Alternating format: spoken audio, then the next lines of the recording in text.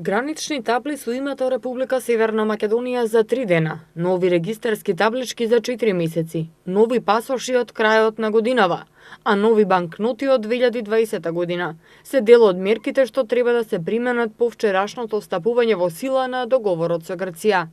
Откако Грција го ратификува протоколот за НАТО, земјава и официјално ќе се именува како Република Северна Македонија, а владата веќе почна со подготовки за промена на таблите на институциите и патиштата. Менувањето на таблите со новото уставно име на државата почнува од граничните премини. На преминот Богородица денеска беше промената таблата со новото име на државата. Министерството за внатрешни работи треба да почне со издавање нови регистарски таблички во рок од 4 месеци. Во меѓувреме, како преодно решение, МВР ќе обезбеди налепници со ознака НМК за регистарските таблички на возилата. МВР треба да преземе и мерки и активности за спроведување на решение во преодниот период до создавање технички претпоставки за издавање нови патни исправи. Издавањето нови пасоши треба да започне од крајот на 2019 година. Во преодниот период, МВР при излез или при влез во Република Северна Македонија, во постојните и ново издадените во природниот период патни исправи, ќе става печат кој ќе појасни дека патните исправи припаѓаат на Република Северна Македонија. Согласно одлуките, Царинската управа треба да стави налепници на таблите на граничните премини, државната граница и на двата аеродроми во рок од 3 дена. Секторот за односи со јавност при владата на Република Северна Македонија во рок од 7 дена да изработи книга на графички стандарди со која ќе утврди стандарди за визуелен приказ на уставното име Република Северна Македонија во склоп со државниот грб како лого кое ќе го користат државните институции за јавните табли на влезот од сите институции. Во соопштенијата од владата исто така се вели дека сите институции треба да извршат промена на сите дигитални записи, логоа, меморандуми, електронски комуникации, веб страни, медиуми и така натаму, во рок од 3 дена. Сообраќајните знаци на меѓународните патни правци во земјава, давајќи предност на ендонимите во англиска транскрипција врз екзонимите на македонски јазик во кирилско писмо, да се променат во рок од 2 месеци. Во рок од 6 месеци треба да се направи преглед и ревизија на статусот на спомениците, јавните згради и инфраструктура, и доколку се однесува на античката хеленска историја и цивилизација како дел од историското наследство на Грција, да се преземат соодветни корективни мерки и активности. Во рок од 6 месеци треба да се пристапи кон отстранување на символот истакнат на поранешното национално знаме од целиот јавен простор и јавна употреба. Археолошките артефакти се иземени.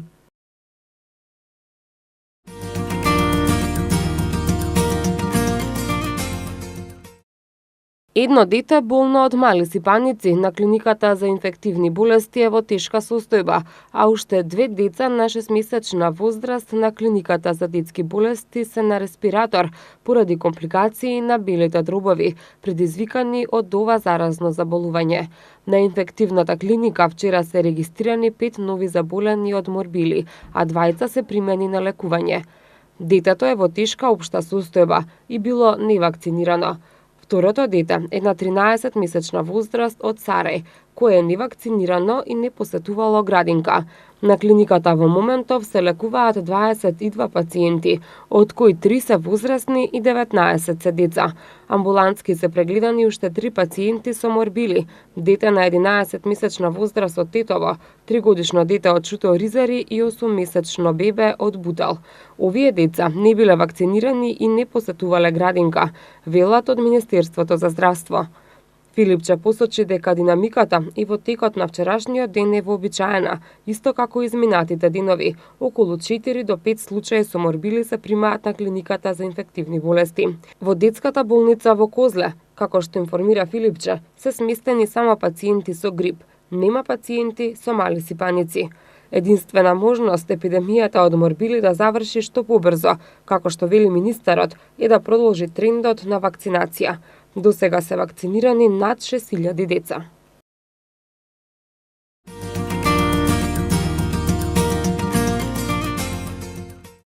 На СОС линијата за деца и млади до месец ноември 2018 година се регистрирани 107 пријави за прекршување на детските права, со кои подоцна дополнително контактирано е 130 пати од страна на првата детска амбасада во светот Меѓаши. Направената дополнителна комуникација со нив е да ги информираат дојавувачите какви мерки се превземени, кои се одговорите од надлежните институции.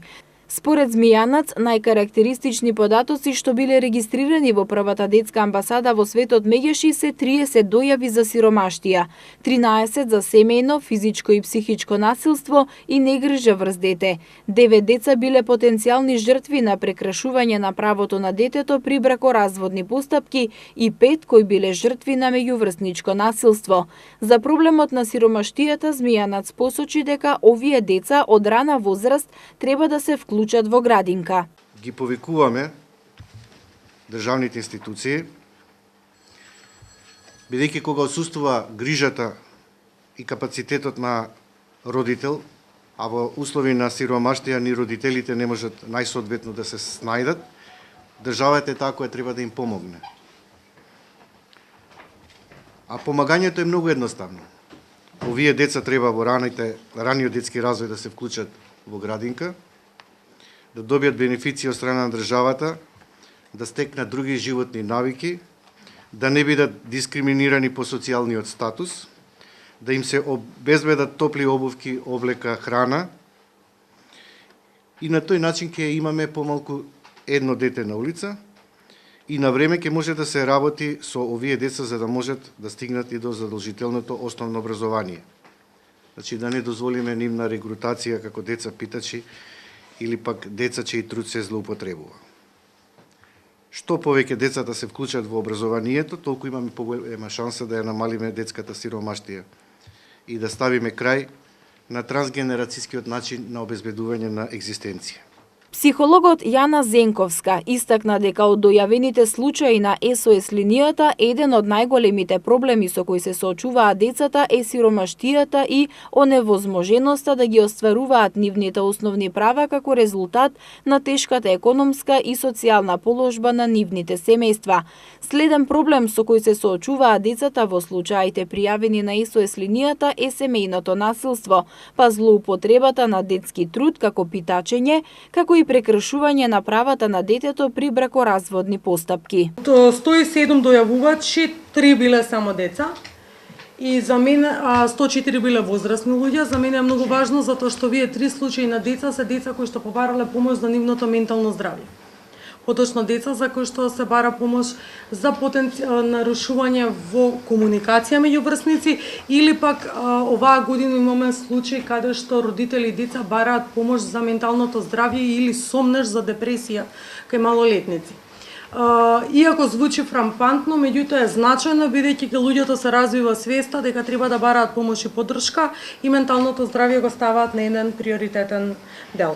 Од првата детска амбасада во светот Меѓаши велат за да се намали и да се превенира агресијата и насилството, потребна е сензибилизација на родителите и децата за начините на меѓусебна комуникација, стекнување на вештини за ненасилно решавање на конфликти, развивање на вештини за меѓусебна толеранција, емпатичност и воведување на мировно образование во училиштата.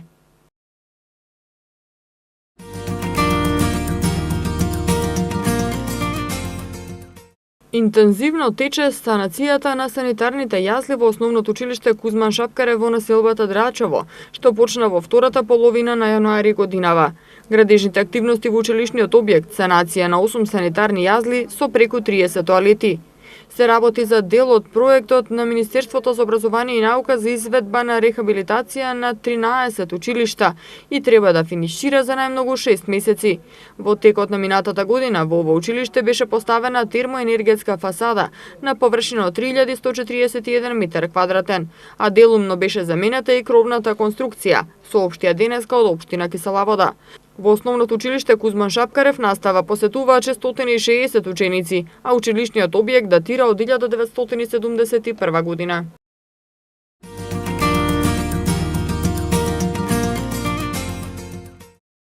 Во трговскиот центар Скопје Сити Мол е поставена станица за полнење електрични и приклучни хибридни возила. Полначот се наоѓа во жолтата зона на подземната гаража на Трговскиот и на собствениците на електрични возила им нуди можност за бесплатно полнење и паркирање за време на пристојот во Сити Мол. Со поставување на полначот продолжува да се шири мрежата на јавно достапни полначи за електрични возила, која сега има повеќе од 40. Секој кој поседува електричен автомобил може да го полни без надомест. За да ја користат станицата, собствениците на електрични возила претходно треба да поднесат барање за електронска картичка за полнење и картичка за паркинг. Барањата за двете картички може да се поднесат на parking@skopjecitymall.mk. Претходно и на паркингот кај поликлиниката Ѓорче Петров поставен беше бесплатен полнач за електрични автомобили.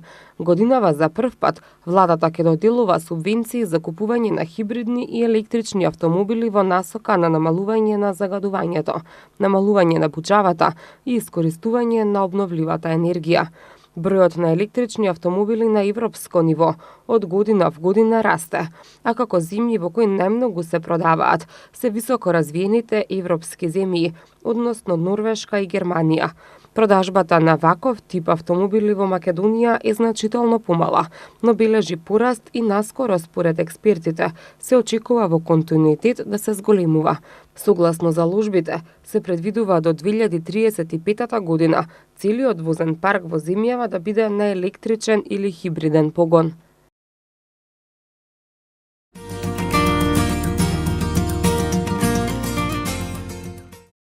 Животот без сообраќај во денешно време е незамислив. Покрај основната цел на сообраќајот, поврзување на определени места, од особена важност е и аспектот да се сообраќа безбедно. Релативно големиот број на учесници во сообраќајот, возачи, пешаци, велосипедисти и мотоциклисти, несомнено создаваат услови за правење грешки кои влијаат врз безбедноста во сообраќајот на патиштата.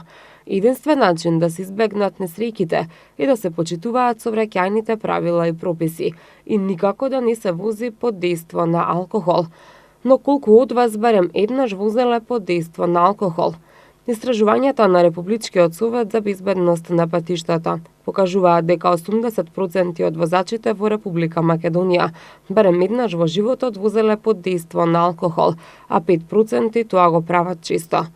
Токму како резултат на лошите навики, неодговорното однесување и непочитување на сообраќајните правила, 129 лица загинале во сообраќајни незгоди во 2018 година, а повредени биле околу 6000. Одговорноста за овој црн биланс од македонските патишта е заедничка на институциите и на учесниците во сообраќајот.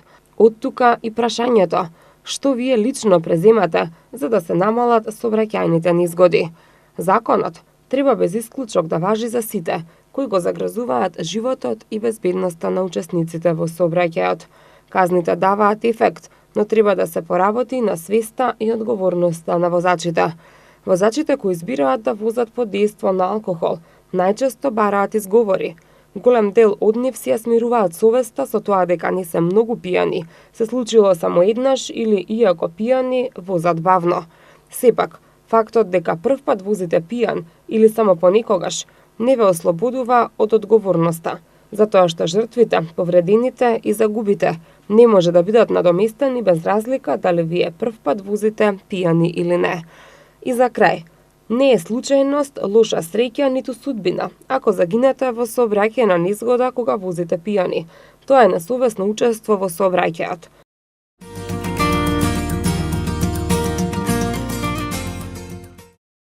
Во рамките на неделата посветена на подигнувањето на јавната свест за штетноста од несовесно постапување со отпадот, јавното предпријатие Комунална хигиена Скопје денеска почна акција за чистење на дивата депонија во дворот на управната зграда на Заводот за згрижување Ранка Милановиќ на улицата Перонаков во Газибаба. Директорот на предпријатието Абдусаме Чабани истакна дека и оваа локација представува црна точка каде што континуирано се случува несовесно одлагање на отпадот и создавање на дива депонија. Крајната цел на предпријатието е во целост да се спречи појавата на овие црни точки на територија на главниот град. Деновиве активно ке учествуваме црните точки да ги елиминираме и да бидат минато во градот Скопје. Ние као предпријатие ќе бидеме вклучени, но и ќе ја следиме ситуацијата. Не ни е целта само да го чистиме еднашка, туку и да ја следиме ситуацијата. Во соработка сме и со инспекторатот на општината Газибаба и со останатите инспекторати на другите општини. Црните точки во градот полека да ги елиминираме. Директорот Абдусаме Чабани и градоначалникот на општина Газибаба Борис Георгиевски упатија апел до граѓаните совесно да постапуваат со отпадот и на тој начин да ја заштитат животната средина. Градоначалникот Георгиевски истакна дека во соработка со јавното предпријатие Комунална хигиена и јавното комунално предпријатие Газибаба 2007 ги лоцирале црните точки на територија на општината кои представуваат голем проблем и треба заеднички да се исчистат. Сики побараме покрај нашите вработени и вработените на јавното комунално предпријатие од град Скопје во наредот период кој што ни предстои во деновиве да ги вклучиме и граѓаните и општествените организации, здруженија на граѓани, секако со цел покрај подигањето на јавната свест да сите тие се вклучат и остават краен белег затоа што хигиената ние пред се примерно и суштинско значење кој што во овој период го лоциравме и од самите граѓани и од самото тоа налагам дека мораме потхитно без да го одлагаме овој проблем со брза енергична акција како што јавното комунално предпријатие на град Скопје ги чисти општините, така ние со нив и со нашето јавно комунално предпријатие сите точки и во изминатиот период тоа го правевме. Голем број на депонии кои што ги очистивме. Али повторно се случува да после чистењето на јавните депонии, јавната свест кај граѓаните на толку ниско ниво, повторно се појавуваат истите тие и долгорочно се вртиме во еден зачарен круг. Градоначалникот Георгиевски апелираше граѓаните да се вклучат во оваа акција за да имаме почиста и здрава животна средина. Градоначалникот посебно упати апел и до градското и до руралното јадро на општина Газибаба да се внимава со фрлањето отпад. Ние досега исчистивме депонии кои што беа лоцирани во делот на патот према Арачиново, во делот на Брњевскиот пат и делот во Страшници, во делот на Јурумнери, чистевме во делот на патот Александар Македонски и улица Маџари, непосредно во делот на основното училиште Наумовски Борче и Кадриево мало, во делот на Мако Елбенската пумпа и Ромското мало, чистевме во Вардариште во Ромското мало, така да имаме уште 4-5 локации, вклучувајќи денеска овде во специјалното училиште Ранка Миловановиќ, кој што представува вистински, би рекол, ужас од она што представува дива депонија. Георгиевски истакна дека во наредниот период ќе бидат вклучени и комуналните инспектори, за да можат да се превземат превентивни мерки во делот на лоцирање и казнување на несовесните граѓани.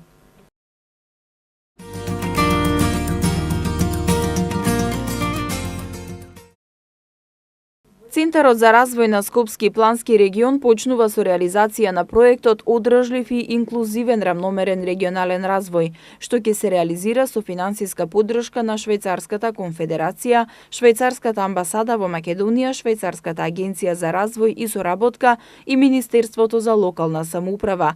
Во рамки на проектот ќе се спроведе и програмата Регионални форуми во заедницата, со цел да се зајакне граѓанското учество во процесот на одлучување на регионално и локално ниво, да се подобрат партнерствата меѓу регионалните и локални субјекти и да се изнајдат поефикасни решенија за проблемите од интерес на целиот регион. За Скопскиот плански регион е предвиден грант од 60.631 швајцарски франци. Министерот за локална самоуправа Сухел Фазлиу соопшти дека нашата држава е пример за исклучително големи развојни разлики меѓу планските региони, а уште повеќе во рамки на една општина, меѓу урбаните и руралните населени места. Граѓаните имаат право на воедночен пристап до јавните услуги и оваа влада направи максимални напори веднаш на почетокот на мандатот да ги менува работите. За оваа година за рамномерен регионален развој се издвоени 7 милиони евра, што е за 100% повеќе во однос на 2017 година. Минатата година со средства од оваа буџетска програма се реализирани 96 проекти во 8 плански региони, истакна Фазлиу. Раководителот на Центарот за развој на Скопскиот плански регион Љупчо Кец Мицковски изјави дека на денешната сесија се присутни градоначалници, представници на општините, граѓани, граѓански сектор, со цел, како што рече, сите да дадат свој придонес и учество во донесувањето на приоритетите. Најави дека тие како центар ќе спроведат 3 сесии од овие форуми и на крај, како што рече, ќе излеземе со една заедничка имплементација на сите потреби кои ќе произлезат од овие форуми.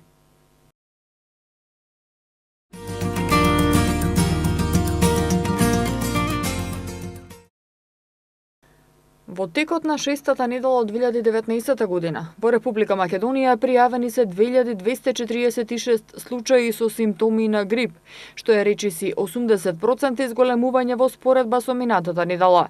Во текот на оваа недела регистрирани се 2 смртни случаи асоцирани со грип.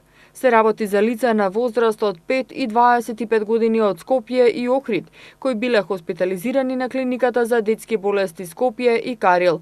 Кај починатите лица утврдено е присуство на коморбидитети. Оваа недела во вирусолошката лабораторија на Институтот за јавно здравје се пристигнати 67 материјали за тестирање на грип, од кои 35 позитивни за присуство на вирусот на грип. Како и во текот на сите претходни недели, од почетокот на сезоната, така и во шестата недела, најголем број заболени се пријавени во најголемата возрастна група од 15 до 64 години, а највисока инциденца од 217,7 на 100.000 жители е регистрирана кај децата од возрастна група од 0 до 4 години. Во сезоната 2018-2019 вкупниот број на заболени од грип изнесува 6371 лице. Грипот поголем замав зема во земјите во регионот. Во Србија во последните 6 недели од грип починаа 29 лица, а пријавени се 104.687 заболени, соопшти Институтот за јавно здравје на Србија. Само изминатата недела, Институтот има евидентирано околу 20.000 нови случаи. Како што се наведува, најмногу болни има меѓу деца на возраст до 4 години, а епидемиолошката ситуација е во согласно со движењето на болеста за овој период од годината. Од почетокот на сезоната 2018-2019 епидемија на грип е прогласена на териториите на Пиротскиот и Златиборскиот округ, Моравската област и градот Ниш. Хрватскиот завод за јавно здравје пак објави дека од почетокот на сезоната на грип заболеле вкупно 48.080 лица, а 75 починале. На сајтот од заводот истакнуваат дека сезоната на грип е значајно интензивна по бројот на заболени во споредба со претходните 5 сезони. До сега се регистрирани 75 смртни случаи, додека во сезоната 2017-2018 беа пријавени вкупно 29 смртни случаи.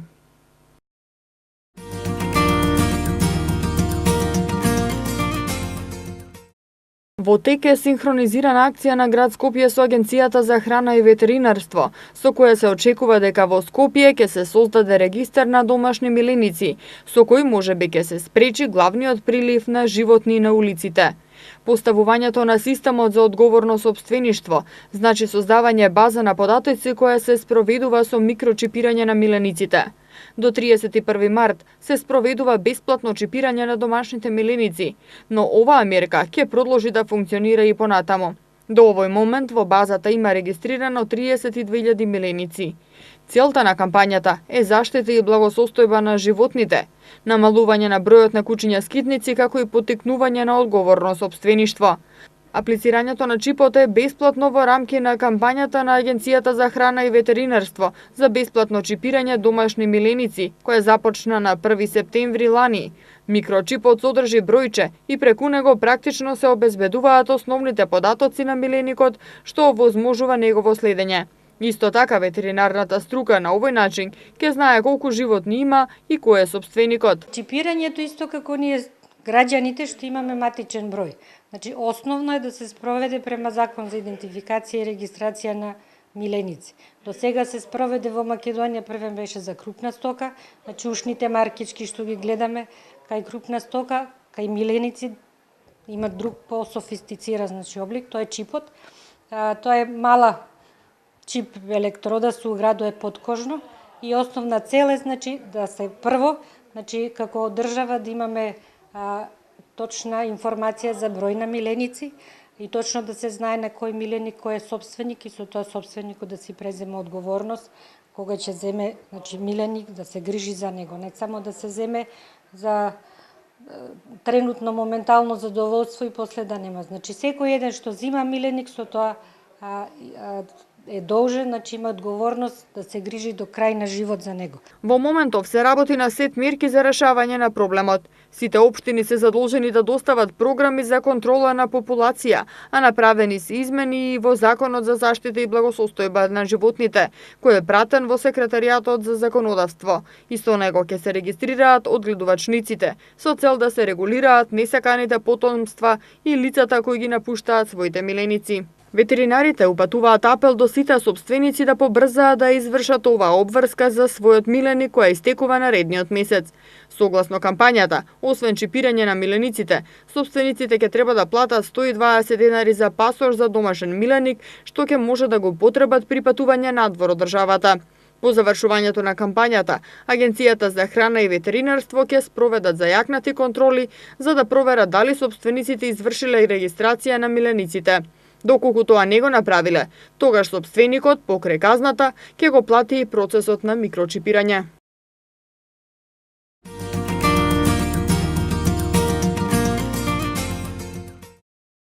Цените на становите во Скопје оваа година ќе останат стабилни, но доколку продолжи забавувањето на градежните активности, се очекува пораст на цената на стамбениот простор на среден рок.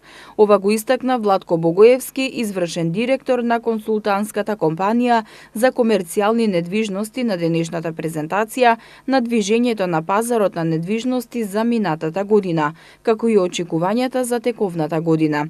На територија на град Скопје во текот на 2018 година се издадени 4219 одобренија за градба на стамбени единици, од кои најголем број 1380 се издадени од општина Аеродром, пошто следуваат општина Центар со издадени 1072 одобренија за градба.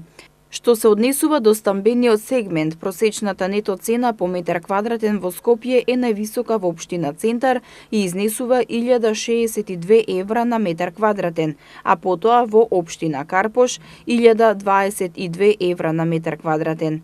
Најбарани се стамбените единици со помали квадратури од 36 до 52, односно со квадратури од 53 до 67 метри квадратни.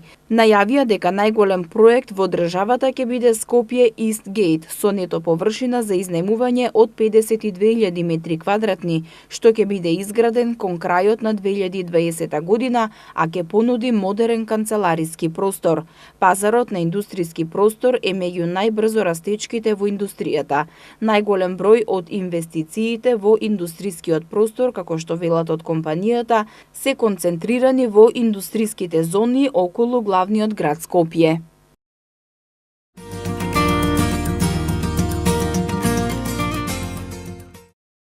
Православните верници, а особено лозарите, секој 14 февруари го одбележуваат верскиот празник Свети Трифун, маченик и заштитник на лозарите, поради чудата за кои веруваат дека ги направил за време на својот краток живот.